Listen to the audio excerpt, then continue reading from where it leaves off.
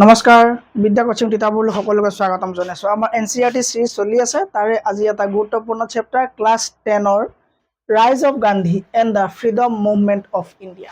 Class 10ৰ ষ্টুডেণ্টৰ কাৰণে ভেৰি ইম্পৰ্টেণ্ট, লগতে সকলো চাকৰি পৰীক্ষা দিয়া ল'ৰা ছোৱালীৰ কাৰণে এইটো চেপ্টাৰ বহুত বেছি ইম্পৰ্টেণ্ট, কাৰণ আমাৰ 9-10ৰ যিটো কোৰ্চ হয় তাৰমানে 6, 7, 8, 9, 10 এইখিনি কিতাপৰ পৰাই আমাৰ চাকৰি পৰীক্ষাত মষ্ট প্ৰবেবলি কুৱেশ্যনছবোৰ দেখিবলৈ পোৱা যায়। ঠিক আছে, তো সেইকাৰণে ক্লাছ 10ৰ ষ্টুডেণ্টৰো চাবা এইটো ভিডিঅ', আৰু যিসকলে চাকৰি পৰীক্ষাৰ কাৰণে প্ৰিপেৰেশ্যন চলাই আছে, লগতে CTET আছাম সকলো কাৰণে এই চেপ্টাৰটো নৈ কৰিব নোৱাৰি আহিব, আৰু মানে কমন চেপ্টাৰ হয়। তো আৰম্ভ কৰিছোঁ এটা গুৰুত্বপূৰ্ণ চেপ্টাৰ, আমি লাইন বাই লাইন আণ্ডাৰষ্টেণ্ডিং কৰিম, খুব ধুনীয়াকৈ আমি চেপ্টাৰটো পঢ়িম। ঠিক আছে, তো চেপ্টাৰটোৰ নাম কি? Rise of Gandhi and the freedom movement of India. ইয়াৰ আগৰ চেপ্টাৰটো আছিলে বেংগল পাৰ্টিশ্যন, আমি ধুনীয়াকৈ পঢ়ি থোৱা আছে, চাব ভিডিঅ'টো আৰু তোমালোকেও চাবা। ঠিক আছে, ওকে। তো ৰাইজ of Gandhi and the freedom movement of India, তাৰমানে গান্ধীৰ উত্থান, তাৰমানে গান্ধীজী কেতিয়াৰ পৰা আৰম্ভণি।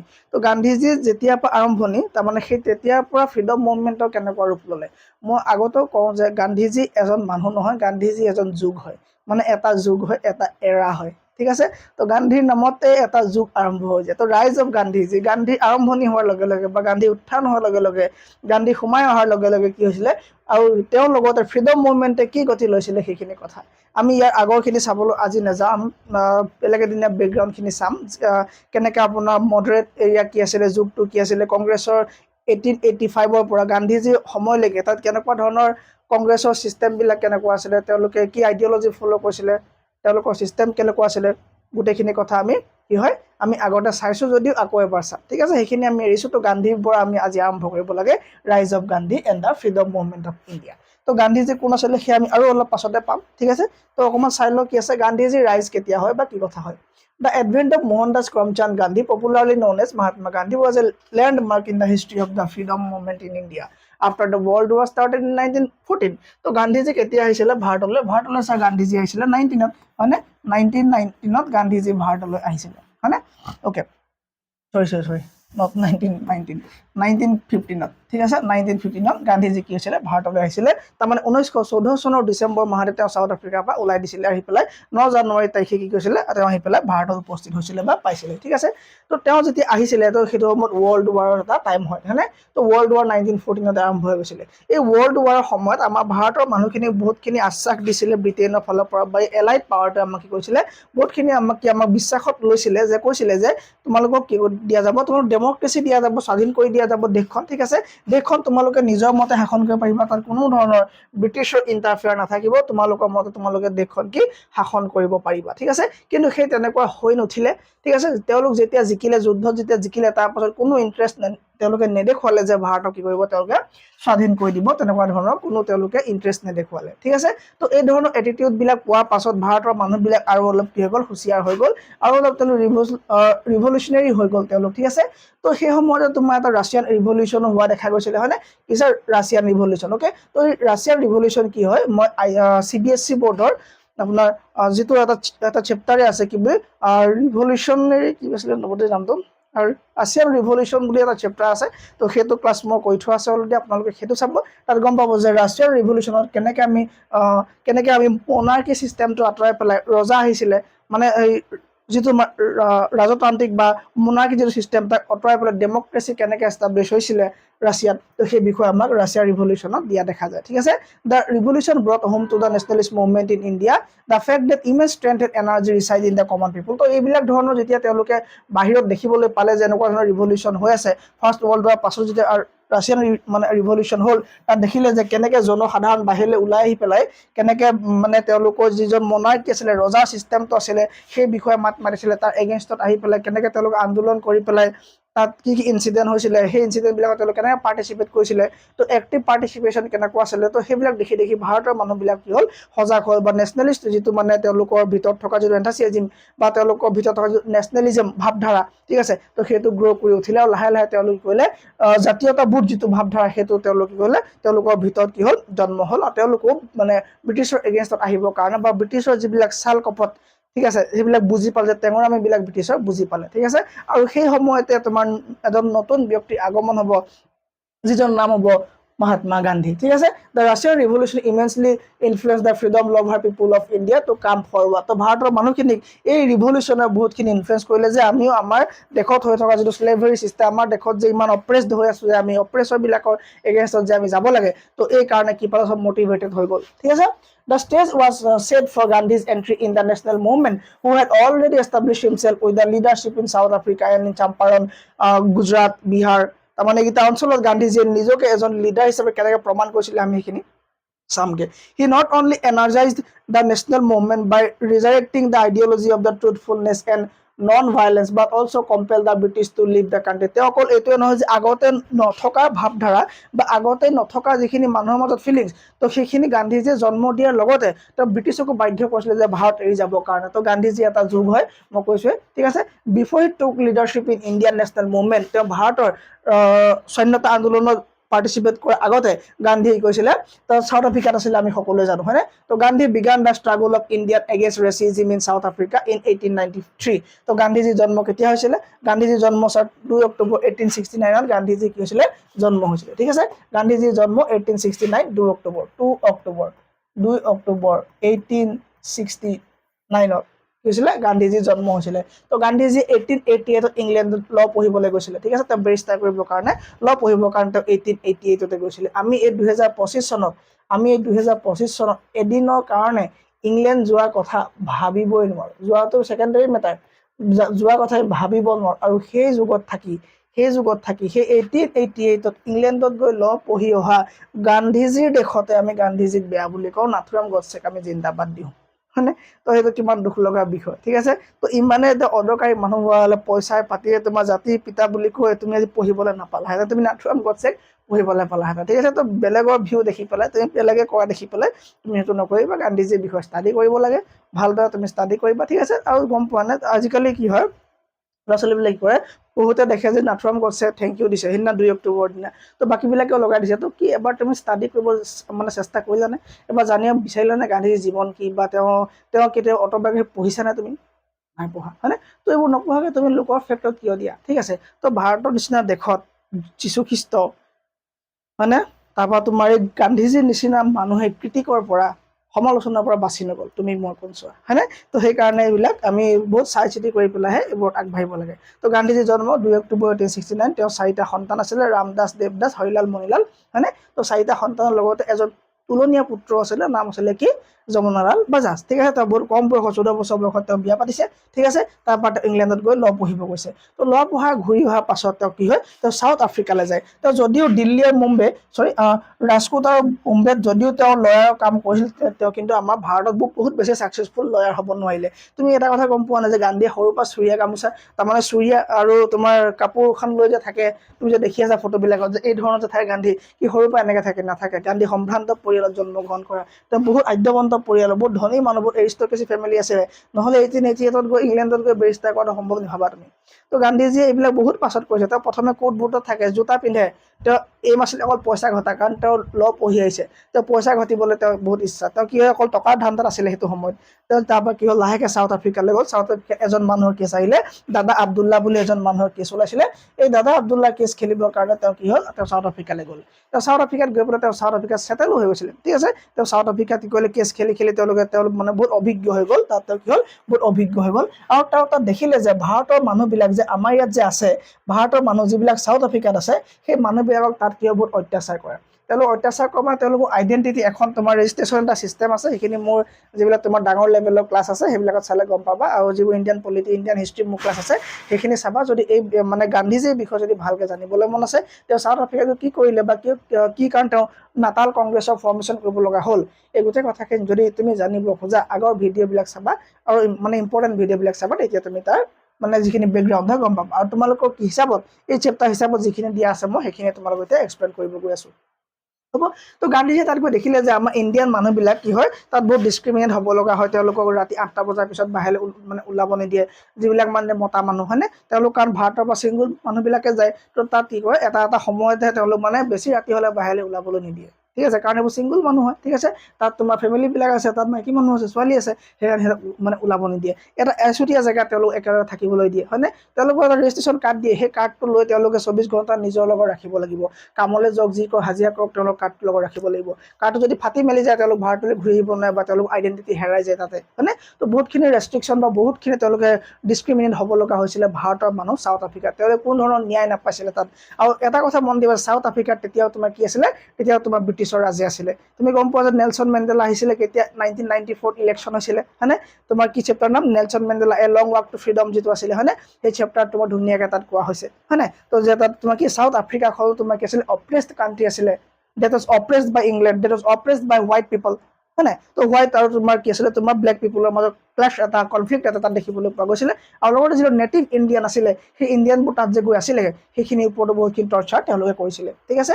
তো সেইবিলাকৰ পৰা মানে তেওঁলোকক বচাবৰ কাৰণে গান্ধীজীয়ে কৰিলে তাত তেওঁ কৰিলে, he founded political association known as Natal Indian Congress. তেওঁ নাটাল ইণ্ডিয়ান কংগ্ৰেছ নামৰ এটা কি কৰিলে, তেওঁ এটা ফৰ্মেশ্যন এটা এষ্টাব্লিছ কৰিলে, কি এটা ফৰ্ম, এটা মানে এটা প্লেটফৰ্ম, যে তাত সকলো ভাৰতৰ মানুহ আহিব পাৰে, হয়নে? কি কৰিলে তেওঁ, known as Natal Indian Congress, Natal Indian Congress বুলি তেওঁ কৰিলে, তাত ফৰ্মেশ্যন কৰিলে, এটা অৰ্গেনাইজেশ্যন বুলি ক'ব পাৰা বা এটা এছ'চিয়েশ্যন বুলি ক'ব পাৰা। আৰু তেওঁ লগতে এখন নিউজ পেপাৰ বনালে, যাৰ নাম দিলে ইণ্ডিয়ান অপিনিয়ন। এইটো কিন্তু বহুত মন দিবা, ইণ্ডিয়ান অপিনিয়নটো আহি যায় যে চাউথ আফ্ৰিকাত গান্ধীজীয়ে খোলা বা গান্ধীজী আৰম্ভ কৰা নিউজ পেপাৰখনৰ নাম কি, Indian opinion, NION, Indian opinion, ঠিক আছে। আৰু এটা এছ'চিয়েশ্যন নামটো কি ক'লো মই, তোমাৰ Natal Congress, Natal Indian Congress. তাত যাতে সেই ডেপ্ৰাইভ যিখিনি ইণ্ডিয়ান আছে, যিখিনি তোমাৰ মানে বহিষ্কাৰ হৈ গৈছে তাত থকা ন্যায়ৰ পৰা, সেইখিনি মানুহ আহি যাতে তাত ডাইৰেক্টলি সংযোগ কৰিব পাৰে, গান্ধীজীয়ে লগ পাব পাৰে। তো গান্ধীজী এইম ষ্টিল কি আছে, পইচা ঘটা, যাতে সেই মানুহখিনি আহিব মোৰ ওচৰলৈ, মই তেওঁলোক কেছ ফাইট কৰিম, আৰু কেছ ফাইট কৰি তেওঁলোকৰ পৰা মই কি মানে পইচা ঘটিম, ঠিক আছে। তো গান্ধীজীৰ বিষয়ে মই এতিয়া ক'ব নাযাওঁ, তো এইখিনি আমাৰ নাই। তুমি মোৰ যিখিনি মানে এই APSC এক্সাম লেভেলৰ যিখিনি লেকচাৰ আছে, সেইখিনি যদি চাই দিয়া, তুমি সেইখিনি গোটেই গান্ধীজী কোনটো সময়লৈ কি আদৰ্শত কাম কৰিলে তুমি এইখিনি কথা গম পাই যাবা, ঠিক আছে। তো opinion with a view to educating Indian in political matter and give publicity to their grievance, ঠিক আছে। তো সেই মানুহখিনি ন্যায় দিয়াবৰ কাৰণে বা সেই মানুহখিনি প্ৰাপ্য দিয়াবৰ কাৰণে বা সেই মানুহখিনি পলিটিকেল কথাবিলাক শিকাব বুজাবৰ কাৰণে তেওঁ এটা কি, এখন পলিটিকেল আৰু এখন মানে কি নিউজ পেপাৰ এষ্টাব্লিছ কৰিলে বা তেওঁ কৰিলে এখন মানে কি পাব্লিছ কৰে, যাতে তেওঁলোকে সেইখন পঢ়ি পেলাই বা তেওঁ মানে সেইখনৰ যোগেদি অলপ কি হ'ব পাৰে, জ্ঞানী হ'ব পাৰে। It was during this struggle that he used for the first time the weapon of non-violent resistance, later known as satyagraha against humiliating law, ঠিক আছে। তেওঁ এটাই ৱেপন তেওঁ দেখিলেগৈ যে তেওঁ কি আছিলে, তেওঁ লিঅ' টলষ্টয় আদি ডাঙৰ ডাঙৰ বিখ্যাত লেখকবিলাকক মানে লিখনিবিলাক লৈ পেলাই তেওঁ বহুত প্ৰভাৱিত আছিলে। He was influenced by these writers, ঠিক আছে।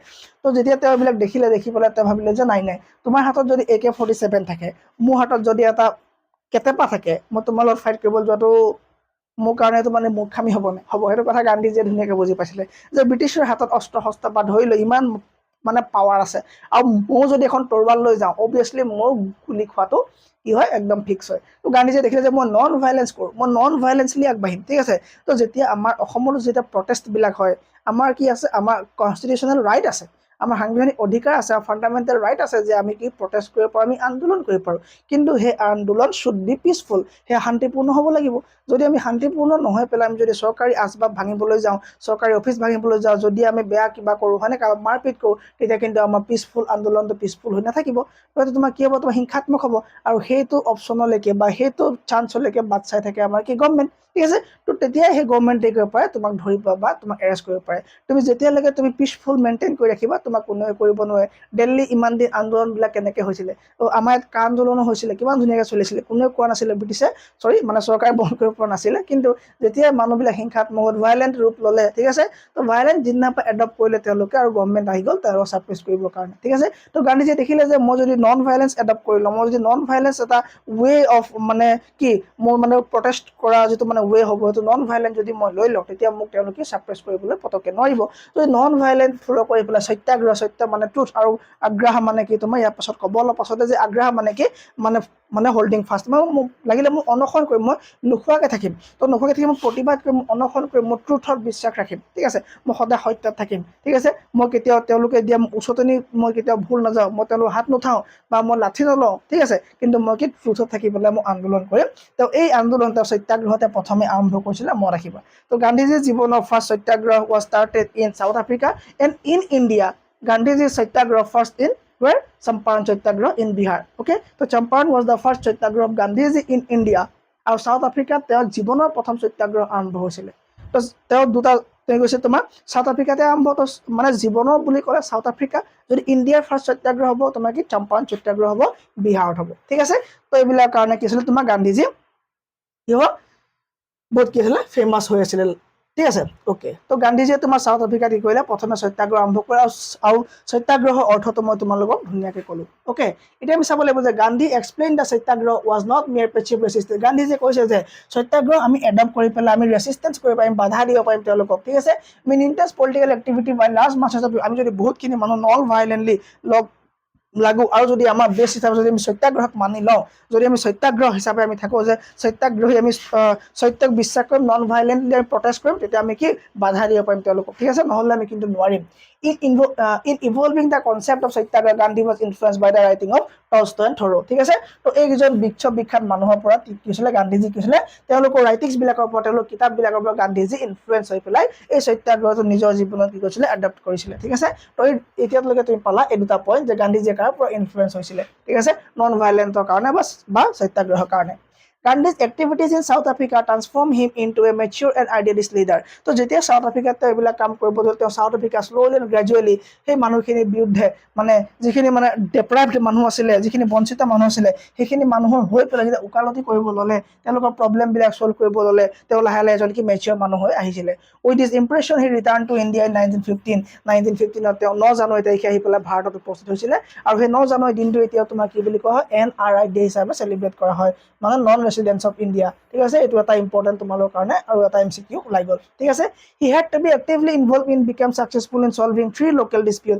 আৰু আহিয়ে তেওঁ প্ৰথমে গম পোৱা নাই তেওঁক তাৰ পৰা কৈ পঠাইছিলে তেওঁ যিজন তোমাৰ পলিটিকেল লিডাৰ গোপাল কৃষ্ণ গোখলে বা টলষ্টয়বিলাকৰ যেতিয়া তেওঁলোক কথা পাতিলে, তেতিয়া তেওঁ কি ক'লে, তেওঁ ক'লে যে চোৱা মিষ্টাৰ মহাত্মা গান্ধী, তুমিতো ভাৰতলৈ যাবাহে, ভাৰতত চলি আছে এতিয়া কি নেশ্যনেল মুভমেণ্ট, কিন্তু তোমাৰতো তাৰ বিষয়ে কোনো আইডিয়া নাই। তুমি 1 বছৰ ৱেইট কৰিবা, 1 বছৰ তুমি গোটেই ভাৰতখন মানে ভালকৈ চাবা, চাই মেলি তুমি কি কৰিবা ইউ হেভ টু জাম্প। ঠিক আছে, তুমি তাৰ পৰা তুমি জঁপিয়াবা আগত তোমাৰ ভাৰতত চলি থকা নেশ্যনেল মুভমেণ্টত। ঠিক আছে, তো তাৰ আগত নহয়। তো সেইকাৰণে 1 বছৰ তেওঁ ঘূৰিলে মেলিলে 1916 এখন তোমাৰ কংগ্ৰেছৰ মিটিং হৈছিলে। সেই কংগ্ৰেছৰ মিটিঙত তেওঁ কি পালে, এজন মানুহক লগ পালে, আৰু সেই মানুহজনক লগ পোৱাৰ পৰাই চম্পাৰণ সত্যাগ্ৰহ যিটো কৈছিলে তেওঁ সেয়া কাহিনী আৰম্ভ হ'ব মই ক'ম। ঠিক আছে, তাৰপৰা তোমাৰ খেৰা সত্যাগ্ৰহ কৰিছিল তোমাৰ গুজৰাটত আৰু আহমেদাবাদত হৈছিলে। ঠিক আছে, এই গোটেইসমূহ 17 পৰা 18 ভিতৰত হৈ পেলাই গান্ধীজীক এজন মানে কি এজন মানে ইনফ্লুৱেঞ্চিয়েল পলিটিকেল লিডাৰ হিচাপে চিহ্নিত কৰিছিলে বা ৰিকগনাইজ কৰিছিলে। গোটেই ভাৰতৰ মানুহে চিনি পালে যে হয় হয় এজন ডাঙৰ মানুহ। তো কেতিয়াৰ পৰা গম পালে, ভাৰতত যেতিয়া তেওঁ এই 3টা সত্যাগ্ৰহ কৰিলে, ক'ত চম্পাৰণ, খেৰা আৰু গুজৰাটত আহমেদাবাদত যেতিয়া তেওঁ এইকেইটা সত্যাগ্ৰহ কৰিব গ'ল বা এই ডিছপিউট যেতিয়া ছল্ভ কৰিলে, তেতিয়া তেওঁ কি কৰিলে ভাৰতৰ মানুহবিলাকে চিনি পালে বা এইজনে মহাত্মা গান্ধী হয়। ঠিক আছে, চম্পাৰণত কি হৈছিলে আমি চাই লওঁ এবাৰ। চম্পাৰণত কি কাহিনী আছিলে। ঠিক আছে, চম্পাৰণ সত্যাগ্ৰহ চোৱা, এইখিনি আখৰবোৰ সৰু সৰু হ'ল, ভিজিবল হ'ব নাই বাৰু? হ'ব, একো নাই, মোক হোৱাটছআপ কৰিবা, মই গোটেই PDF খিনি দি দিম। ঠিক আছে, যিবোৰ আনচাৰ্ছ আছে, যিবোৰ কুৱেশ্যনছ আছে, তোমাক কি লাগে, তোমাক কোনটো কোৰ্চ লাগে বা কোনটো ভিডিঅ' লাগে বা কোনটো চেপ্টাৰ কোনখিনি আনচাৰ্ছ লাগে, কেনেকৈ লাগে, চব ছাবজেক্ট তুমি মোক ক'ব পাৰা। ঠিক আছে, ছায়েন্স হওক, ইংলিছ হওক, ছ'চিয়েল ছায়েন্স হওক, যিকোনো। ঠিক আছে, ওকে। তো আমি চম্পাৰণ সত্যাগ্ৰহৰ বিষয়ে এবাৰ চাই লওঁ, তাত কি হৈছিলে চম্পাৰণ সত্যাগ্ৰহ। ঠিক আছে, চম্পাৰণ ক'ত আছে, বিহাৰত আছে। চম্পাৰণ সত্যাগ্ৰহ আছে মানে চম্পাৰণ নামৰ জেগাত কৈছে বিহাৰত আছে। ওকে, মই ক'লো আপোনাক যে এজন মানুহ আছিলে, কৈছিলে তোমাৰ তেওঁৰ নামটো কি, ৰাজকুমাৰ শুক্লা। ৰাজকুমাৰ শুক্লা।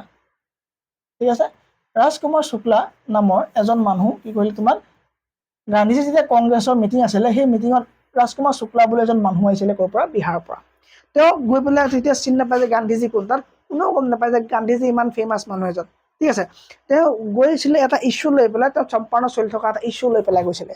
তাত মানে কংগ্ৰেছৰ মিটিংখন ইমান ভিৰ দেখিলে, তেওঁ ভাবিলে যে মই কাক ক'ম, মোৰ এইটো ইছ্যু, মই এটা সাধাৰণ জেগাৰ পৰা আহিছোঁ, মই খেতিয়ক হয়, তো মই খেতিয়ক হিচাপে মই কাক ক'ম এইটো ইছ্যু। তাত ঢেৰ মানুহ আছিলে, তাই এজনক যেতিয়া মানে এই কথাটো এই ৰাজকুমাৰ শুক্লাই ক'বলৈ গ'ল, তেতিয়া সেই মানুহজনে ক'লে যে এজন সাউথ আফ্ৰিকাৰ পৰা এজন মানুহ আহিছে, সেইজন তেওঁ এজন বৰ ডাঙৰ উকিল হয়, তেতিয়াহ'লে আপুনি কথাটোৰ ওপৰত ডিছকাছ কৰক। যেতিয়া ৰাজকুমাৰ শুক্লাই গৈ পেলাই গান্ধীজীক লগ ধৰি পেলাই ক'লে যে এনেকুৱা কথা, আমাৰ তাত প্ৰব্লেম হৈছে। বোলে কি প্ৰব্লেম, বোলে আমাক নীল খেতি কৰিবলৈ দিয়ে। কি দিয়ে, নীল খেতি কৰিব দিয়ে। নীল খেতি কৰিব দিয়ে, তাক ইণ্ডিগ' কাল্টিভেশ্যন বুলি কয়। তাক কি বুলি কয়, ইণ্ডিগ' কাল্টিভেশ্যন বুলি কয়। ঠিক আছে, এবাৰ মই দেখাইছোঁ, 1 ছেকেণ্ড। কি দিয়ে বোলে, আমাক ইণ্ডিগ' কাল্টিভেশ্যন কৰিব দিয়ে বা নীল খেতি কৰিব দিয়ে, ইণ্ডিগ'। ইণ্ডিগো মানে কি নীল খেতি নীল খেতি মানে কি কাপোৰত ডাই কৰিবৰ কাৰণে কাপোৰত ৰং দিবৰ কাৰণে তেতিয়া তোমাৰ কি চিন্থেটিক নীল পোৱা নগৈছিলে বা লেবৰেটৰীত প্ৰস্তুত হোৱা কালাৰ প্ৰস্তুত নহৈছিলে এটা খেতি কৰিব লগা হয় নীল খেতি প্ৰতি 20 কঠা মাটিৰ ভিতৰত তোমাৰ 3 কঠা মাটিত বলপূৰ্বকভাৱে জবৰদস্তিভাৱে তোমাৰ কি কয় ব্ৰিটিছে ফাৰ্মাৰবিলাকক পিজেণ্টবিলাকক নীল খেতি কৰিবলৈ দিয়ে ঠিক আছে পিজেণ্টবিলাকক নীল খেতি কৰিব দিয়ে প্ৰতি 3 কঠা মাটিত ওকে তাৰপৰা নকৈ জানো হ'ব এই নীল খেতি আকৌ এই নীলসমূহ যিবোৰ প্ৰডাকশ্যন হ'ব এই প্ৰডাকশ্যনবিলাক বেলেগক বিকিব নোৱাৰিব অকল ব্ৰিটিছকে বিকিব লাগিব আৰু তাহাঁতে বহুত কম টকা দিব এইবিলাক লৈ যাব তাতকৈ এটা গুৰুত্বপূৰ্ণ কথা এই 3 কঠা মাটিত যে খেতি কৰিলে ইয়াৰ 5 বছৰত এই 3 কঠা মাটি কিন্তু ফাৰ্টাইল নহ'ব তাৰমানে ফাৰ্টিলিটি লছ হৈ যাব নিউট্ৰিয়েণ্টছবিলাক ইয়াৰ পৰা লছ হৈ যাব তাৰ নেক্সট ইয়াৰ আকৌ বেলেগ 3 কঠা আছে এইটো খেতি কৰিলে তাৰ ফল পোৱা যাব তাৰ আকৌ তোমাৰ এই বেলেগ খেতিও কৰিব নোৱাৰিব মানে একদম ফাৰ্টিলিটি লছ হৈ যাব তো তেনেকৈ 4-5 বছৰৰ ভিতৰত গোটেই তেওঁলোকৰ মাটিখিনি বেৰেণ্ড হৈ যায় মানে কি হৈ যায় বেৰেণ্ড মানে কি তোমাৰ অনুৰ্বৰ হৈ যায় সাৰ নাইকিয়া হৈ যায় আৰু সেইকাৰণে তেওঁলোকৰ বহুত বেছি প্ৰব্লেম হয় তেওঁলোকৰ ফচল উৎপাদন নহয় মানে প্ৰডাকশ্যন নহয় ঠিক আছে তো এইবোৰ যেতিয়া লছ হ'ল তেতিয়া তেওঁলোকৰ ভীষণ মানে লছ হ'ল আৰু ইফালে বলপূৰ্বকভাৱে ফ'ৰ্চলি দে হেভ টু গ্ৰ' নীল মানে ইণ্ডিগো তেওঁলোকে খেতি কৰিব লাগিবই লগতে তেওঁলোক কি হয় বাকী খেতি কৰিবৰ কাৰণে সেইবিলাক মাটি সাৰটো কমি যায় তেওঁলোকৰ ফচলো নহয় বা মানে খাবৰ কাৰণে যিবিলাক খেতি সেইবিলাকো নহয় তো আল্টিমেটলি এটা তোমাৰ কি হয় ফ'ৰ্চফুলি তেওঁলোকক কি কৰা হয় এই নীল খেতি কৰিবলৈ বাধ্য কৰোৱা হয় তো গান্ধীজীক এইখিনি কথা ক'লে যে আমাক এইটো প্ৰব্লেমৰ পৰা সলিউশ্যন লাগে ঠিক আছে তো গান্ধীজীয়ে ক'লে যে মইতো এতিয়া বহুত বিজি আছোঁ মই আমুক মাহত আমুকলৈ যাম মই তোমালোকৰ তালৈ যাব নোৱাৰোঁ মই এদিন যাম ঠিক আছে তো এদিন যাম বুলি কৈ পেলাই তেওঁ এদিন গ'ল ঠিক আছে সেইখিনি কাহিনী তাৰ আগতো ধেৰ থাকি গ'ল সেইখিনি মই নকওঁ যে তোমালোকে যেতিয়া ক্লাছ 12 পাবা তাত গৈ এটা চেপ্টাৰ আছে ইণ্ডিগো বুলি ইংলিছত সেই চেপ্টাৰত ধুনীয়াকৈ ইয়াৰ বিষয়ে লিখা আছে সেইখিনি তাত পঢ়িবা নহ'লে যদি আৰু চাবলৈ মন আছে মোক ক্লাছ চাবা তোমালোকৰ কি যিটো কিউৰিয়চিটি আছে এবাউট গান্ধীজী সেইটো কমপ্লিট হৈ যাব ঠিক আছে ওকে তো চম্পাৰণৰ বিষয়ে আমি চাইছিলোঁ ঠিক আছে তো কি ক'লা তো কি হ'ল কথাটো হৈ গ'ল ওকে তো Gandhiji activity in South Africa transform এইটো হৈ গ'ল ঠিক আছে তো ক'ত যাব এতিয়া খেৰা সেই গ'লো মই চম্পাৰণ ওকে তো চম্পাৰণত গৈ পেলাই গান্ধীজীয়ে কৰিলে গোটেই প্ৰব্লেমটো সলিউশ্যন কৰি দিলে হয়নে আমি এইটো শ্লাইড উলিয়াই লৈছিলোঁ পঢ়িবৰ কাৰণে কথা পাতি পাতি থাকি গ'ল হয়নে ওকে তো কি হ'ল in Champaran district Bihar IndiGo farmers were exploited by British planter under the 3 Kathia system এই যে 3 কথাত যে খেতি কৰিব লাগে এই 3 কথা সিস্টেম তোমাক কি বুলি কয় 3 কাঠিয়া সিস্টেম বুলি কয় এই বিষয়ে তুমি পাৰিলে লিখিবা এক্সামত ঠিক আছে 3 কাঠিয়া সিস্টেম 3 কাঠিয়া সিস্টেম বুলি কয় সিস্টেমটো ওকে এই 3 কাঠিয়া সিস্টেম কি কৰে ফোৰ্স কৰে মানে পিজন বিলাকক to grow indigo on a portion of their land at unprofitable rate often leading to debt and poverty আৰু তাৰ কাৰণে তেওঁলোকে যেতিয়া কম পইচা পায় তেওঁলোকৰ ইমান কষ্ট কৰিবলৈ তেওঁলোকে লোন ল'ব লগা হয় ডেপ ল'ব লগা হয় তাৰ পৰা তেওঁলোক কি হয় দুখীয়া হৈ যায় Gandhi was invited by local farmer Rajkumar Shukla to investigate আৰু তাৰ এজন লোকেল ফাৰ্মাৰ নাম কি ৰাজকুমাৰ শুক্লাক মাতি নিয়ে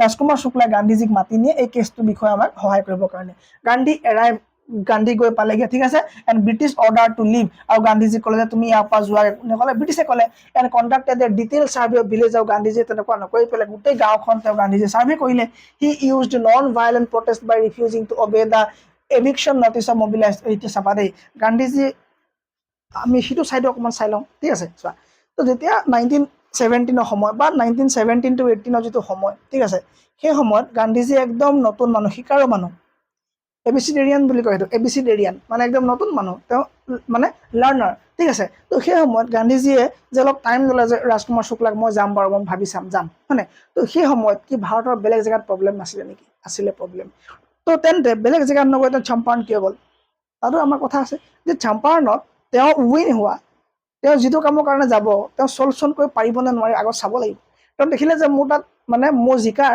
বা মই প্ৰব্লেম সলিউশ্যন কৰাৰ পাৰ্চেণ্টেজ বহুত বেছি আছে তো সেইকাৰণে তাত কি হ'ল গান্ধীজী গ'ল ওকে তাত গৈ পেলাই তেওঁ ব্ৰিটিছৰ লগত কথা বতৰা পাতি এনকুৱাৰী কমিটি বহাই মেলি কি কৰিলে গান্ধীজী লাষ্টত জিকিলেগে ঠিক আছে গান্ধীজী জিকাৰ পাছত মানে এই ব্ৰিটিছে ক'লে যে আমি সম্পূৰ্ণ এবলিছ কৰি দিম কোনো ধৰণৰ 3 কঠীয়া ছিষ্টেম আমি নাৰাখোঁ কোনো ধৰণৰ মানুহক আমি ফ'ৰ্চ নকৰোঁ যে তেওঁলোকে নীল খেতি কৰিব লাগে আৰু তেওঁলোকক যিখিনি কিছে ফাৰ্মাৰ্ছক কিছুমান কি দিলে যিবিলাক তেওঁলোকে মানে ফাণ্ডিং কৰিছিলে ন মানে পইচা তেওঁলোকৰ মানে 25% পইচা ওলোটাইহে দিলে গান্ধীজীৰ কাৰণে কোনে পালে এই ফাৰ্মাৰখিনিয়ে কি পালে পইচা ওলোটাই পালে তো গান্ধীজী অলপ লাহে লাহে ফেমাছ গোটেই বিহাৰত গান্ধীজী বাবা বাবাহঁতো যে আমাৰ কাৰণে একদম মানে ভগৱান হৈ গৈছে গান্ধীজী শ্ল'লি এণ্ড গ্ৰেজুৱেলি তাৰ 5 বছৰতে 1918 গান্ধীজী যাব এতিয়া খেৰালে ঠিক আছে খেৰা তোমাৰ ক'ত আছে গুজৰাটত আছে খেৰা সত্যাগ্ৰহ কৰিব খেৰা ক'ত আছে ছাৰ গুজৰাটত আছে তাত কি হ'ল তাত গুজৰাটৰ ফাৰ্মাৰবিলাকে ফেচ কৰিলে এটা প্ৰব্লেম কি প্ৰব্লেম ছাৰ ফেমাইন মানে তোমাৰ কি ক্ৰপ ফেইলিয়াৰ মানে দুৰ্ভিক্ষ খাবলৈ নাইকিয়া আকাল খাবলৈ নাইকিয়া আকাল পৰা বুলি কয় যে হয়নে ঠিক আছে খাবলৈ নাইকিয়া মানে ফুড ক্ৰপ ফেইলিয়াৰ হৈ গ'ল ঠিক আছে তো ফেমাইন হ'ল তাৰমানে ক্ৰপ ফেইলিয়াৰ হৈ গ'ল ডিউ টু ফ্লাড আৰু প্লেগ তাত বানপানীৰ প্লেগৰ কাৰণে প্লেগ মানে কি PLAGUE প্লেগ মানে কি তোমাৰ এটা বেমাৰ যিটো তোমাৰ এন্দুৰে কামুৰিলে হয় বা এন্দুৰৰ পৰা হয় বা নিগনি বা ৰেটৰ পৰা হয় এটা বেমাৰ তাক প্লেগ বুলি কয় তুমি চাগে তোমাৰ ফাৰ্ষ্ট চেপ্টাৰটোত পাইছা ইংলিছৰ যে a plague of locust would remain more on this তেনেকুৱা কিবা লাইন আছিলে যে যদি প্লেগ যদি মোৰ ইয়াত যদি লকাষ্ট নামৰ পোকটোৰ প্লেগো হ'লহেঁতেন এই হেল ষ্টৰ্মত যিবিলাক গছৰ পাত সৰিলে তাতকৈ কম সৰিলেহেঁতেন ইমান ধুনীয়া লাইন এটা কৰা হয়নে যে প্লেগ অফ লকাষ্ট মানে কি এটা প্লেগে তাত আকৌ বেলেগ বুজাইছে তাত প্লেগে এটা মহামাৰী বুজাইছে এপিডেমিক বুজাইছে যেনেকৈ আমাৰ COVID-19 এটা কি ফেইলি যোৱা বেমাৰ গোটেইখন তোমাৰ কিয় স্প্ৰেড হৈ যায় তেনেকৈ তোমাৰ প্লেগটো নিগনিয়ে কামুৰিলে হয় এইটো ফ্লেড মানে একদম স্প্ৰেড হৈ যায় ভাইৰাছ মানে কি তোমাৰ ইয়াৰ যিটো মানে বীজাণু হয় তাৰ পৰা গোটেই বেমাৰী হৈ যায় চব মানুহবিলাক তো আমাৰ যে ফাৰ্ষ্ট চেপ্টাৰ ইংলিছত কৈছিলে এ প্লেগ অফ লকাষ্ট মানে লকাষ্ট নামৰ পোকটো যদি এনেকৈ স্প্ৰেড হৈ গ'লহেঁতেন প্লেগ হৈ গ'লহেঁতেন তথাপিও কিন্তু মোক যিবিলাক প্লান্ট আছিলে মোৰ যিবিলাক তোমাৰ মাকৈ গছ আছিলে গোমধানৰ গছ আছিলে তাত আৰু কিন্তু তাতকৈ অলপ পাত ৰৈ গ'লহেঁতেন হেল ষ্টৰ্মত কিন্তু মোৰ এটাও পাত নৰলে চব ফল ডাউন হৈ গ'ল মানে কি ধুনীয়া লাইন এটা কৈছে আমাক তো তেনেকৈ তোমাৰ কিয় প্লেগ মানে কি তোমাৰ এটা হ'ল বেমাৰ আৰু প্লেগ আৰু ফ্লাডৰ কাৰণে কি হ'ল সেই জেগাডোখৰত তোমাৰ ফেমাইন হ'বলৈ ধৰিলে ইয়াত ব্ৰিটিছ ডিমাণ্ডেড ফুল লেণ্ড ৰেভিনিউ কিন্তু তাৰ উপৰিও মানে ব্ৰিটিছে আগতে কৈছে যে আমি কি কৰিম আমি তোমালোকক দিয়া যিবিলাক মাটি হয় তাৰ ওপৰত আমি কিন্তু টেক্স ল'ম বা ৰেভিনিউ ল'ম টেক্স ল'ম যদি তোমাৰ ফেইলিয়াৰ হৈ গ'ল টেক্স কেনেকৈ দিব হয়নে টেক্স দিব নোৱাৰে the government head waived taxes for the poor but enforced collection harshly leading to seizures of property and livestock ঠিক আছে তাত থকা জীৱ জন্তু প্ৰপাৰ্টিবিলাক লৈ গ'ল ব্ৰিটিছে যে যিবিলাকে টেক্স দিব নোৱাৰিলে তেতিয়া তোমাৰ কি হ'ল গান্ধী গৈ তাত পালেগৈ Gandhi with Vallabhbhai Patel Indulal Yagnik organise a non tax campaign যে টেক্স নোহোৱা এটা কেম্পেইন তেওঁলোকে আৰম্ভ কৰিলে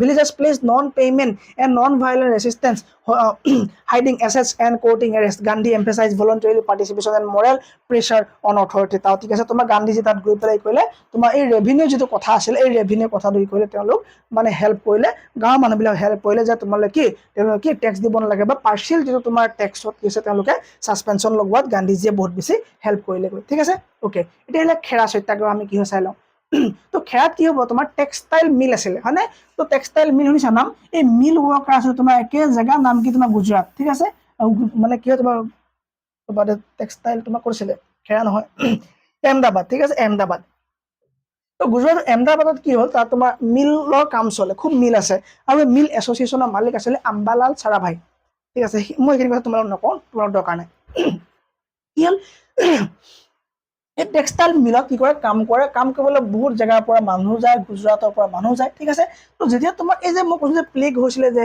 প্লেগ যে হৈছিলে এই প্লেগত তোমাৰ কি হ'ল যেতিয়া তোমাৰ গোটেই প্লেগ যেতিয়া ফেইলি গ'ল তেতিয়া তোমাৰ স্প্ৰেড হৈ গ'ল গোটেই গাঁৱৰ মানুহবিলাক ফেক্টৰীৰ পৰা এৰি পেলাই ঘৰলৈ গুচি গ'ল কাম বন্ধ হৈ গ'ল মিলত যেতিয়া তোমাৰ এই প্লেগ ভাল হৈ গ'ল তেতিয়া কোনো মানুহ ঘূৰি নহা দেখি পেলাই মিলৰ মালিকে ক'লে যে আমি দৰমহাৰ লগতে 50% তোমালোকে দিম বনাছ দিম বোলে ঠিক আছে বাট মিল অ'নাৰ অফাৰ অনলি 20% যেতিয়া ক'লে যে 50% তোমালোক কি চেলাৰী মানে ৱেজ মানে তোমালোকৰ যিটো হাজিৰা হয় এই ৱেজৰ লগতে তোমাক 50% কি দিম বোলে বনাছ দিম ঠিক আছে কিন্তু তেওঁলোকে বনাছটো সিমান নিদিলে তো নিদিয়াৰ কাৰণে তাত তোমাৰ কি হৈ গ'ল তাত আন্দোলন হৈ গ'ল আৰু ক'লে যে তাত থকা মিলৰ ৱৰ্কাৰবিলাকে যে গান্ধীজীক আমি মাতিব লাগে তো তেতিয়া গান্ধীজী গ'ল তাত গান্ধীজীয়ে ফাষ্টিং কৰিলে ঠিক আছে কৰাৰ পাছত গান্ধীজীয়ে চলিউশ্যন কৰিলে আৰু চলিউশ্যন কৰি পেলাই গান্ধীজীয়ে 50% ঠাইত 35% কি দিলে তোমাৰ বনাছ দিয়াবলৈ সক্ষম হ'ল কাক সেই মিল ৱৰ্কাৰখিনিক ঠিক আছে তো তাৰ পাছত গান্ধীজীক ভাবিলে সেইখিনি মানুহে যে বাকী 15% গান্ধীজীয়ে খাই দিলে তো তেনেকুৱা ব্লেক হিষ্ট্ৰী মানে আছে সেইখিনি আমি এতিয়া কথা নাপাতো পাছত পাতিম ঠিক আছে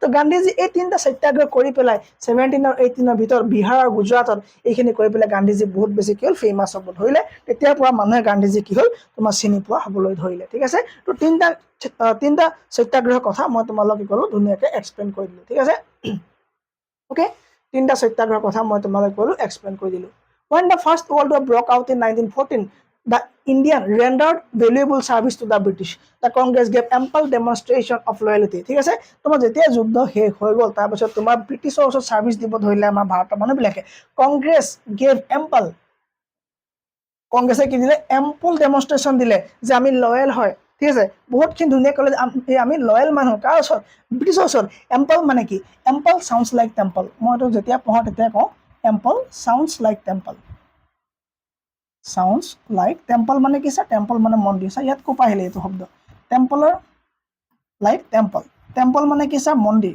আৰু টেম্পল ভাৰতত কম আছে নি ছাৰ, বহুত টেম্পল আছে। তাৰমানে এম্পলৰ অৰ্থ বহুত, ample sounds like temple, temple meaning ভাৰতত ঢেৰ মন্দিৰ আছে, তো এম্পল মিনিং বহুত ঢেৰ। ঠিক আছে, তো ভাৰতত কংগ্ৰেছে দেখুৱালে যে আমি বহুত লয়েল হয় তোমাৰ ওচৰত দেখুৱালে। ঠিক আছে, কিন্তু Gandhi showed great enthusiasm and urge the Gujarat peasant to join the army if they want to win Swaraj or self rule. ঠিক আছে, তেতিয়া ক'লে যে গান্ধীজী যে তোমালোকে কৰা জইন কৰা, আৰ্মিত জইন কৰি দিয়া। আৰু গান্ধীজীও আছিলে সেইটো মানে সেইফালৰ মানুহে। ঠিক আছে, যে তোমালোকে যদি স্বৰাজ বিচাৰা তোমালোকে আৰ্মিত জইন কৰা। ঠিক আছে, আনটিল 1918 চনলৈকে he was a supporter of the British government. তো সেই সময়লৈ গান্ধীজী ব্ৰিটিছৰ ফালে আছিলে, কাৰণ কংগ্ৰেছো আছিলে কি লয়েল দেখাবলৈ বিচাৰিছিলে, কংগ্ৰেছেও লয়েল দেখাবলৈ বিচাৰিছিলে কাক, ব্ৰিটিছক। ঠিক আছে, আৰু গান্ধীজীও 1918 চন মানলৈকে ভাবিছিলে যে ব্ৰিটিছক আমি মাত্ৰ মানে দৰখাস্ত লিখি পেলাই মানে পিটিশ্যন মানে লিখি পেলাই যে আমি ব্ৰিটিছৰ পৰা সহায় পাব পাৰিম নেকি, কিন্তু তেনেকুৱা হোৱা নগ'লে। সেইকাৰণে 1918লৈকে Gandhiji was also' supporter of the British government. The expectation of Indian nationalists for major political gain after the Great War of 1914-18 remained unfulfilled. ঠিক আছে, কাৰণ কি তেওঁলোকে কৈছিলে যে যেতিয়া 1914 যেতিয়া যুদ্ধ আৰম্ভ হৈছিলে তেতিয়া তেওঁলোকে কৈছিলে যে আমাৰ লগত জইন কৰা। ঠিক আছে, মানে ব্ৰিটিছৰ আৰ্মিক লাগে, চব ব্ৰিটিছৰ আৰ্মি লাগে। তো ব্ৰিটিছৰ আৰ্মিত জইন হ'বলৈ মানে তোমাৰ হেৰিয়ে কৈছে, মহাত্মা গান্ধীয়ে কৈছে যে আমাক স্বাধীনতা দি দিব। তো ব্ৰিটিছে আমাক লোভ দিছিলে যে তোমালোকে আমাক জিকাত সহায় কৰা, এই যুদ্ধত আমাক জিকাত সহায় কৰা, তেতিয়া আমি তোমালোক স্বাধীন কৰি দিম, তোমালোকক আৰ্মি দিয়া, ছাপৰ্ট দিয়া ইণ্ডিয়া। ঠিক আছে, তো ছাপৰ্ট দিলে। তো যেতিয়া সিহঁতে জিকিলে আমাক কি কৰিলে তেওঁলোকে, 1918 যেতিয়া ব্ৰক আউট হৈ গ'ল, মানে যেতিয়া শেষ হৈ গ'ল ৱাৰ, তেতিয়া তোমাৰ কি হৈ গ'ল, কংগ্ৰেছকে ধৰি মহাত্মা গান্ধীয়েও মানে ব্ৰিটিছক ছাপৰ্ট কৰিবলৈ এৰি দিলে। ঠিক আছে, অ'কে, তো কি হ'ল, তেওঁলোকৰ যিটো আশা আছিলে সেইটো কি হ'ল, আনফুলফিল হ'ল। দ্য পষ্ট ৱাৰ মানে ৱাৰৰ পাছত years were marked by severe economic hardship. তো পাছত তোমাৰ কি হ'ল, ভাৰতত বহুত ইকনমিক প্ৰব্লেম চলিব ধৰিলে, কাৰণ কি ইকনমিক মানে গোটেই চাইডটো ডাউন কৰিলে। যুদ্ধত তোমাৰ কি হ'ল, ভাৰতৰ চলজাৰৰ পৰা ধৰি লৈ আৰ্মিৰ পৰা ধৰি লৈ ভাৰতৰ ইকনমি মানে টকা পইচা সকলো ৰ মেটেৰিয়েল খানা ফেক্টৰীত হোৱা যিবিলাক কাপোৰ কানি চব লৈ গ'ল তেওঁলোক আৰ্মিক দিবৰ কাৰণে, কাৰণ যুদ্ধ চলি আছে হয়নে। তো সেইবোৰ দিবৰ কাৰণে যেতিয়া লৈ গ'ল, আমাৰ একদম কি হ'ল তোমাৰ আনএমপ্লয়মেণ্ট, তোমাৰ ইকনমিক হাৰ্ডশ্বিপ বহুত হৈ গ'ল। তো Indian industries face লছেছ and closure. তো ইণ্ডিয়াৰ যিবিলাক ইণ্ডাষ্ট্ৰিজ সেইবিলাক লছত আহি গ'ল, মানে কিছুমানে বন্ধ কৰি দিলে। দ্য ৱৰ্কাৰ্ছ ফেচ আনএমপ্লয়মেণ্ট, কাম নাইকিয়া হৈ গ'ল, মানুহবিলাক কামলেছ হৈ গ'ল, হয়নে, কামলেছ হৈ গ'ল। ৱাহ কি ধুনীয়া ৱৰ্ড, কামলেছ। কামলেছ, কামলেছ মানে কি, কামলেছ মানে কি, যাৰ কাম নাই, হয়নে, কাম নাইকিয়া হৈ গ'ল। অ'কে, তাকে আমি কি বুলি ক'ম, কামলেছ বুলি ক'ম অসমীয়াত। সেইটো হ'ব আছাংলিছ, ইংলিছ নহয় আছাংলিছ, আছাংলিছ। ঠিক আছে, তো আছাংলিছত আমি কি ক'লো যে এইটো কি হ'ব, কামলেছ হৈ গ'ল গোটেইখিনি মানুহ। অ'কে, হাই প্ৰাইচ হৈ গ'ল, বস্তুবিলাক বহুত দাম বাঢ়ি গ'ল, কাৰণ বস্তু নাইকিয়া হৈ গ'ল। ঠিক আছে, ডিমাণ্ড বাঢ়ি গ'ল, পভাৰ্টি বাঢ়ি গ'ল। The peasantry was groaning and the deepening poverty and high taxation. তোমাৰ দুখীয়াটো বাঢ়ি গৈ থাকিলে, দুখীয়া মানে হৈ গৈছিলে, মানে টকা পইচা নাইকিয়া হৈ গৈছিলে। এণ্ড টেক্সেশ্যন কি কৰিলে, টেক্স বঢ়াই গৈ থাকিলে ব্ৰিটিছে। And the urban educated Indian face increasing unemployment. আৰু যিবিলাক পঢ়া শুনা মানুহ আছিলে তোমাৰ চহৰৰ, সেইবিলাকৰ তোমাৰ কি হ'ল, একদম আনএমপ্লয়মেণ্ট, তেওঁলোকৰ কাম নাইকিয়া হৈ গ'ল। Almost all section of Indian society with adversely affected. সকলো বৰ্গৰ মানুহবিলাক, সকলো ছেকশ্যনৰ, সি ধনী হওক দুখীয়া হওক হিন্দু হওক মুছলিম হওক, যিকোনো ছেকশ্যনৰ মানুহবিলাকে তোমাৰ কি হ'ল, এটা ছেভিয়াৰ কণ্ডিশ্যনৰ, মানে এটা আনএক্সপেক্টেড কণ্ডিশ্যনৰ, আনএক্সপেক্টেড এটা সমস্যা তেওঁলোক কি হ'ল, জৰ্জৰিত হৈ গ'ল বা এফেক্ট হৈ গ'ল। Even of the year 1919 also' disillusioned Gandhi and from a cooperator of the British he turn to a non cooperator. ঠিক আছে, আৰু লাহে লাহে তোমাৰ গান্ধীজী কি হ'ল, ব্ৰিটিছৰ এগেইনষ্টত আহিবলৈ ধৰিলে। ঠিক আছে, তো এতিয়া সেইবিলাক যে কণ্ডিশ্যন হ'ল যে মানে ইমান যে ব্ৰিটিছৰ হাৰ্ডশ্বিপ হৈ গ'ল, মানে ব্ৰিটিছে ৱাৰ্ড যে আমাৰ বস্তুবিলাক ইমান যে ইস্তেমাল কৰিলে, আমাক ইমান ইউজ কৰিলে। ঠিক আছে, তো আমাৰ ইকনমি চাইডৰ পৰা টকা পইচা সা সম্পত্তি আমাৰ মানুহ চলজাৰ চব ইউজ কৰিলে। তাৰপাছত যে ইমান ইকনমিক চিটুৱেশ্যনটো যে আমাৰ ইমান ডাউন হৈ গ'ল, তো সেইকাৰণে ভাৰতৰ মানুহবিলাক কি হ'লে, মানে প্ৰটেষ্ট কৰিবলৈ আৰম্ভ কৰিলে গান্ধী এগেইনষ্টত। লাহে লাহে তেওঁলোকে ক'লে they started protest against Gandhiji, sorry not Gandhiji, they started against protest against British. ঠিক আছে, চাবা এতিয়া কিয় আহিব লগা হ'ল এই কণ্ডিশ্যনটো, কি প্ৰটেষ্ট কৰিলে, তাৰ ফলত কি হ'ল, সেই গতিকে কথাখিনি চাম। ঠিক আছে, চোৱা, হোৱাট ইজ ৰলাট এক্ট? ৰলাট এক্ট বুলি এখন এক্ট আহিব আৰু সেইখনৰ বেকগ্ৰাউণ্ডটো আমি আগতে চাম। অ'কে, চোৱা, after the world war 1914 to 1918, 1914 পৰা 1918লৈকে যে ৱৰ্ল্ড ৱাৰ ফাৰ্ষ্টখন চলিছিলে, তাৰপাছত কি হ'ল, India had contributed significantly to the British war effort. Over 1.3 million Indian soldiers fought and the economy was strained by inflation and famine. যেতিয়া এই যুদ্ধ হ'ল, এই যুদ্ধত ভাৰতে বহুতখিনি ত্যাগ কৰিলে, বহুত কণ্ট্ৰিবিউশ্যন কৰিলে তেওঁলোকৰ যুদ্ধত। অভাৰ 1.3 মিলিয়ন চলজাৰকে ধৰি পেলাই ফাইট কৰালে, ইকনমি ডাউন হৈ গ'ল, টকা পইচা লৈ গ'ল, ফেক্টৰীত উৎপাদন হোৱা খোৱা বস্তু, ফুড ক্ৰপছৰ পৰা ধৰি লৈ কাপোৰ কানি চব লৈ গ'ল ব্ৰিটিছে। একদম ইয়াত দাম বাঢ়ি গ'ল, বস্তু তোমাৰ কি হ'ল, দাম বাঢ়ি গ'ল, আৰু তোমাৰ দুৰ্ভিক্ষ, তোমাৰ কি হ'ল, ফেমাইন হৈ গ'ল, ফুড ক্ৰপ ফেইলিয়াৰ হৈ গ'ল, খানা নাইকিয়া হৈ গ'ল। আৰু তাৰ ৰিটাৰ্ণ কি হ'ল, তাৰ ৰিটাৰ্ণ কি দিলে ভাৰতৰ মানুহে, Indian nationalist including leader like Mahatma Gandhi and those in the Indian national Congress expected greater self governance and reform ছাচ S the promise Montagu's Lamsford reform, which introduced in a limited provincial self-rule. However, the British perceived rising unrest, including strikes, communal tension, and revolutionary groups like Gadhar Party as threats. তাৰপৰা কি হ'ল তোমাৰ, তো এইবিলাকৰ এগেইনষ্টত তোমাৰ ব্ৰিটিছৰ এগেইনষ্টত তেওঁলোকে ক'লে যে তই যে আমাক ইমান দিন ঠগিলি, তাৰ এগেইনষ্টত তেওঁলোকে মাত মাতিব ল'লে। তো যেতিয়া মাত মাতি দেখিলে যে ব্ৰিটিছে দেখিলে যে আমাৰ এগেইনষ্টত যদি সিহঁতি আহি যায়, চবমান যদি একলগ হৈ যায়, আমাৰ কাৰণেতো বহুত ডাঙৰ কথা হ'ব, তো বহুত ডাঙৰ কথা হ'ব। তো সিহঁতক আমি অলপ ছাপ্ৰেছ কৰিব লাগে। আকৌ এনেকুৱা এখন এক্ট বনোৱা ভাইজান, তেওঁলোকে কৈছে ছাৰ ছিডনী ৰল এক্ট, ছাৰ বুলি কয় সিহঁতি, কিন্তু আমি নকওঁ। ঠিক আছে, ছিডনী ৰল এক্ট ক'লে যে এটা কমিটি বনোৱা, 1917 তেওঁলোকে এটা কমিটি ফৰ্ম কৰিলে আৰু ক'লে যে এখন এনেকুৱা এক্ট বনোৱা যাৰ কাৰণে আমি সেই এক্টখন এপ্লাই কৰি পেলাই যিকোনো ভাৰতীয় মানুহক যদি তেওঁ ব্ৰিটিছৰ এগেইনষ্টত যায়, বা যদি ব্ৰিটিছে সন্দেহ কৰে কিবা ক্ৰিমিনেল বুলি, তাক এৰেষ্ট কৰিব পাৰে। মাত্ৰ সন্দেহ কৰিলেই হ'ল, ক্ৰাইম কৰক নকৰক ছেকেণ্ডেৰী মেটাৰ।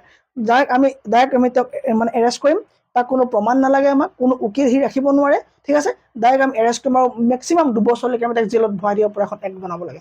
আৰু সেই এক্টখনকে কি বুলি কয়, ৰলাট এক্ট বুলি কয়। তো Rowlatt act nothing but it is a anarchical and revolutionary act which was established, which was formed by, which was passed by British, ঠিক আছে, to harass Indian. Okay, চাবা এতিয়া, in 1917 the Governor General Lord Chelmsford আছিলে সেইটো সময়ত, ঠিক আছে, appointed a committee under the chairman of Justice Sidney Rowlatt. ঠিক আছে, তো ছিডনী ৰলেট আণ্ডাৰত এখন এক্ট পাছ কৰিলে, বা এখন কমিটি বনাই পেলাই এখন এক্ট বনালে। ঠিক আছে, যিখন এক্টত তো ইনভেষ্টিগেট কৰিবলৈ ক'লে the nature and the extent of revolutionary activities. এই যে ৰিভলিউচন যে কৰিলে তেওঁলোকে, যিমান যে মানে এই হুলস্থুল যে কৰিলে, কমিউনেল ৰাইট যে কৰিলে, তো সেইখিনি এগেইনষ্ট আমি একশ্যন ল'ব লাগে আৰু তেওঁলোকৰ কেছবিলাক আমি ইনভেষ্টিগেশ্যন কৰিব লাগে। And to suggest legislation if necessary to deal with them effectively on the basis of its report. আৰু মানে যেতিয়া সেই ৰিপৰ্টটো দিলে, তো গভৰ্ণমেণ্টে এখন এক্ট পাছ কৰি দিলে, নাম দিলে Rowlatt act in 1919। The act authorised the government to imprison. আৰু সেই এক্টখনে চৰকাৰে কয় যে তোমালোকে জেলত দিব পাৰা এনি পাৰ্চন, যাকে তাকে, উইদাউট নোহোৱাকৈ ট্ৰায়েল, কোৰ্টলৈ যাব নোৱাৰিব।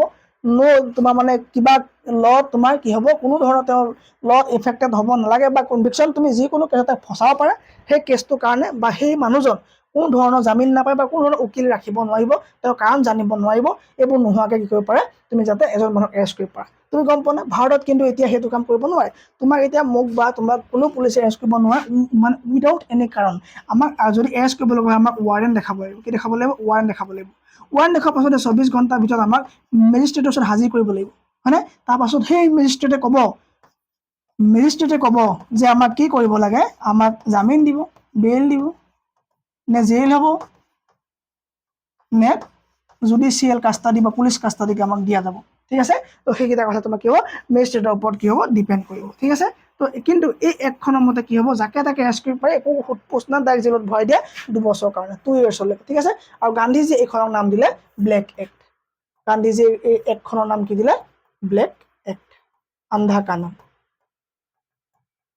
আন্ধা কানুন নাম দিলে নে গান্ধীজীয়ে নাম দিলে। ঠিক আছে, হ'ব, অ'কে, এইটো হৈ গ'ল। এতিয়া আহিব তোমাৰ Satyagraha or non violence movement. সত্যাগ্ৰহৰ নন ভাইলেন্স মুভমেণ্ট। ঠিক আছে, নন ভাইলেন্স মুভমেণ্ট গম পাবা। নন ভাইলেন্স মানে গম পাবা যে নহ'ব, নন ভাইলেন্স মুভমেণ্ট তাৰমানে কি, মানে কোনো ভাইলেণ্ট নকৰোঁ আমি, নন ভাইলেণ্ট আমি কি কৰিম, আন্দোলন কৰিম। ঠিক আছে, in protest against the Rowlatt act. এই ৰলাট এক্টখন বেন কৰিবৰ কাৰণে চব মানুহ ওলাই আহিলে। Gandhi started the Satyagraha or the non violence, same বস্তু হয় না, যে আমি কি, আমি সত্যৰ ওপৰত থাকিম আৰু আমি কোনো ধৰণৰ ভাইলেণ্ট নকৰোঁ, আমি কাকো মাৰপিট নকৰোঁ। ঠিক আছে, আমি চাইলেণ্টলি পিচফুলি প্ৰটেষ্ট কৰিম। ঠিক আছে, তেওঁলোকে মুভমেণ্ট আৰম্ভ কৰি দিলে 1919। ঠিক আছে, সত্যাগ্ৰহ according to Gandhi was a religious movement ঠিক আছে তেওঁলোক ক'লে যে আমি কি এটা religious movement আৰম্ভ কৰিম a process of purification and penance the movement was launched on April 6 1919 April 6 or 1919 a movement was started April 6 মনত ৰাখিবা April 6 1919 ঠিক আছে non-violence movement was started by Gandhiji with a day of hartal আৰু সেই দিনটো মানে কি এটা দিন হৰতাল ৰাখিলে মানে সব দোকান ৰাখিলে বন্ধ ৰাখিলে when business was to be suspended and the people were not fast and pray the movement gradually became a mass movement লাহে লাহে সেই movement মানে ডাঙৰ বিশাল movement লৈ কি গল হৈ গল ধেৰ মানুহ লগ লাগিলে it project Gandhi as an all India leader with immense potential আৰু এই আন্দোলনটোৰ পৰা গান্ধীজি এজন সৰ্বভাৰতীয় লিডাৰ মেইন লিডাৰ হিচাপে কি হৈ গল তো জনাজাত হল গান্ধীজিয়ে সৰু সৰু বিলাক সত্যাগ্ৰহ কৰিলে চম্পাৰণ খেৰা গুজৰাট কৰিলে গান্ধীজি এতিয়া মন ডাঙৰ লিডাৰ হ'বলৈ সব আন্দোলনতে ভাগ ল'ব চাবা ঠিক আছে তো কি অল ইণ্ডিয়া এজন লিডাৰ হিচাপে তেওঁ ক'লে আকৌ তেওঁ কিন্তু এৰেষ্ট কৰিলে সেই আন্দোলন যদিও কি হ'ল পাব্লিক ডিমাণ্ডত কি কৰিলে তেওঁক আকৌ এৰি দিয়া হ'ল the government on its part crush the movement with a heavy hand আৰু কিন্তু এই মুভমেণ্টটো বেছি ডাঙৰ হ'ব নিদিলে কিন্তু কি কৰিলে গভৰ্ণমেণ্টে তাক ক্ৰাছ কৰিলে মানে ভংগ বা তাক ছাপ্ৰেছ কৰিলে সেই মুভমেণ্টটো ঠিক আছে ওকে তো সেই মুভমেণ্টৰ সময়তে তোমাৰ কি হৈছিলে তোমাৰ দুজন মানুহকো এৰেষ্ট হৈছিলে ডক্টৰ Saifuddin Kichlew and তোমাৰ এজন ডক্টৰ কি আছিল সত্যপাল ঠিক আছে ওকে তো the Jallianwala Bagh massacre not massacre it is pronounced as massacre or that means large number of people killing okay তো যেটা বহুত মানুহ যেতিয়া একেলগে হত্যা কৰা হয় পাব্লিক এটা কি বুলি কোৱা মেছাকাই বুলি কোৱা হয় ঠিক আছে ওকে তো এপ্ৰিল 13 or 1919 কি হ'ল তোমাৰ জালিয়ানৱালা বাগ নামৰ এখন ঠাই অমৃতসৰ ধেৰ মানুহ লগ লাগিলে তো পিচফুল গেদাৰিং হ'ল বহুতখিনি মানুহ লগ লাগিলে তাতে সেই দুজন মানুহ এৰেষ্ট কৰিছিলে যি প্ৰটেষ্ট কৰিব গৈছিলে প্ৰটেষ্ট কৰিব গৈছিলে যে এই জালিয়ানৱালা সৰি এই যে ৰলাট একখন বেন কৰিবৰ কাৰণে যে প্ৰটেষ্ট কৰিব গৈছিলে আৰু তাত যে এৰেষ্ট কৰিলে সেইখিনি মানুহ সেইখিনি ৰিলিজ কৰিব লাগে আৰু লগতে ৰলাট এখন বেন কৰিব লাগে এই এনাৰ্কিকেল ৰিভলিউচন এখন বেন কৰিব লাগে যাৰ কাৰণে আমাৰ বহুত মানুহ আমাৰ ইণ্ডিয়ান বহুত ভাই ভনী কি হৈছে একো অপৰাধ নকৰাকে একো ক্ৰাইম নকৰাকে তেওঁলোক কি হৈছে জেল দিয়া হৈছে সেইকাৰণে তেওঁলোকে মানে প্ৰটেষ্ট কৰিছিলে আৰু সেই প্ৰটেষ্টত যে এৰেষ্ট হৈ গ'ল তেওঁলোক মুক্তি দিবৰ কাৰণে কি হ'ল তোমাৰ তেওঁলোক কি হ'ল গেদাৰ্ড হ'ল ঠিক আছে within a week of the হৰতাল যে হৈছিলে 6 এপ্ৰিলত a considerable part of Punjab was convulsed with agitation on 10 April Dr. Satyapal and Dr. Saifuddin Kichlew two popular leader of the province মানে পাঞ্জাবৰ দুজন মানুহ were arrested and deported from Amritsar লৈ যোৱা হ'ল ঠিক আছে on April 13 আৰু সেই কাৰণে April 13 কি হ'ল a public meeting was held in Jallianwala Bagh in Amritsar আৰু এই অমৃতসৰ নামৰ এই জালিয়ানৱালা বাগ নামৰ ঠাইত গোটেইখিনি মানুহ লগ লাগিলে জেনেৰেল ডায়াৰ নামৰ অফিচাৰ আছিলে মানে আৰ্মি জেনেৰেল আছিলে যি অৰ্ডাৰ দিলে কি কৰিব কাৰণে ট্ৰুপ বিলাক দি পেলাই দুৱাৰ বিলাক মানে বন্ধ কৰিলে দুৱাৰ বিলাক নহয় দুৱাৰ কল এখন সেইটো তোমাৰ মাত্ৰ এটা এন্টি আছিলে ঠিক আছে এটা এন্টি আছিলে এটা এক্সিট আছিলে যি পঞ্চায়তৰ মাজত এটা কিছিলে মানে পুখুৰী আছিলে ঠিক আছে তো এই মানুহখিনি যে পিছফুলি যে গেদাৰ হৈছিলে এই মানুহখিনি মাৰিবৰ কাৰণে ট্ৰুপ দি পেলাই ৰাস্তাত বন্ধ কৰিলে আৰু বন্ধ কৰাৰ পাছত আৰ্মি জেনেৰেলে আৰ্মি বিলাক লৈ পেলাই এইখিনি বাইকে ফায়াৰ কৰিবলৈ অৰ্ডাৰ দিলে আৰু ফায়াৰ তোমাৰ কি হ'ল বহুতখিনি মানুহ মৰিলে আৰু বহুতখিনি মানুহ কি হ'ল অন ডেড হ'ল মানে জখম হ'ল ঠিক আছে বহুতখিনি মানুহ কি হ'ল তাত জখম হ'ল বা দুখ পালে ঠিক আছে okay took no steps to prevent it from being held the meeting ground was enclosed on all sides সকলো সাইডৰ পৰা মিটিং হোৱা জায়গা বন্ধ আছিলে by high walls and had one narrow entrance মাত্ৰ এটা সৰু ৰাস্তা আছিল ওলোৱা সোমোৱাৰ কাৰণে under the order of general dyer যদি অৰ্ডাৰ দিলে ব্ৰিটিছ ট্ৰুপ মাৰ্চিলেছলি কোনো দয়া নোহোৱাকৈ ফায়াৰ অন দ্য আনআৰ্মড জাহাজত একো বন্দুক বাৰুদ একো নাছিলে আনআৰ্মড একো হাতিয়াৰ নথকা মানুহবিলাকক যেতিয়া ফায়াৰ কৰিলে এণ্ড ডিফেন্সলেছ পিপল সেই একো তাহাঁতৰ হাতত একো মানে কি আছিলে একো ডিফেণ্ড কৰিবলৈ একো নাছিলে সেইবিলাকক যেতিয়া ফায়াৰ কৰিলে হাণ্ড্ৰেডছ অফ লাইফছ ৱেৰ লষ্ট শ মানুহ কি হ'ল মৰিলে এণ্ড মেনি মোৰ ৱেৰ অন ডেড আৰু বহুত হাজাৰ মানুহ কি হ'ল দুখ পালে martial law was proclaimed in Punjab it was marked by আৰু কি হ'ল তাত মাৰ্চিয়েল ল লগাই দিয়া হ'ল আৰু ইট ৱাজ প্ৰক্লেইমড কি ক'লে it was marked by indiscriminate arrest confiscating of property লৈ লোৱা হ'ল এইবিলাক ঠিক আছে the government appointed a committee of গভৰ্ণমেণ্টে ক'লে যে আমি এখন কমিটি মানে বনাই দিম তাত কিমান মানুহ মৰিলে কি হ'ল কি কথা আৰু সেই কমিটিটো ছাৰ্ভে কৰি পেলাই ক'লে অফিচিয়েল এটা ৰিপৰ্ট দিলে যে আমাৰ ইয়াত বেছি মানুহ নাই মৰা বোলে ঠিক আছে চাবা দেই ক'ত গ'ল তাত কমিটিখন বনাই ক'ব যে under Lord Hunter to prove the Punjab disturbance ঠিক আছে এইটো মনত ৰাখিবা যে কোনখন কমিটি বা সেই কমিটিখনৰ হেড কোন আছিলে গম পোৱা নে সেইটো মনত ৰাখিবা Hunter lord Hunter lord Hunter আণ্ডাৰত এখন কমিটি বনোৱা হ'ল আৰু এই কমিটিখনে ৰিপৰ্ট দিব যে কিমান মানুহ মৰিলে কিমান মানুহ খুব কম মানুহ মৰিলে বুলি তেওঁলোকে কয় আৰু এই আন্দোলনটো যে হ'ল এই যে ইমানখিনি যে লাৰ্জ পিপুল যে মৰিলে এই ঘটনাটোত ভাৰতৰ দুখ হৈ পেলাই ভাৰতৰ মানুহে কি কৰিলে লাইক ৰবীন্দ্ৰনাথ টেগৰৰ নিচিনা মানুহে তেওঁক দিয়া নাইটহুড যিটো উপাধি আছিলে ব্ৰিটিছৰ পৰা দিয়া এই উপাধিটো ঘূৰাই দিলে এগেইনষ্ট অফ জালিয়াৱালাবাগ মেছেকাৰ জালিয়াৱালাবাগ গণহত্যাটোৰ বেয়া পাই পেলাই ৰবীন্দ্ৰনাথ টেগৰে ব্ৰিটিছে দিয়া যিটো উপাধি আছিলে সেইটো তেওঁলোকে মানে ব্ৰিটিছক কি কৰিলে ঘূৰাই দিলে যে তহঁতৰ উপাধি আমাক দৰকাৰ নাই ঠিক আছে নেক্সট আহিব আমাৰ খিলাফত মুভমেণ্ট নেক্সট ক্লাছত আমি আকৌ আলোচনা কৰিম খিলাফত মুভমেণ্টৰ আমি কণ্টিনিউ কৰিম ছেকেণ্ড ক্লাছৰ কাৰণে মোক কমেণ্ট দিব লাগিব যে ছাৰ ছেকেণ্ড ক্লাছটো সোনকালে লাগে ঠিক আছে and subscribe for second class. Thank you very much.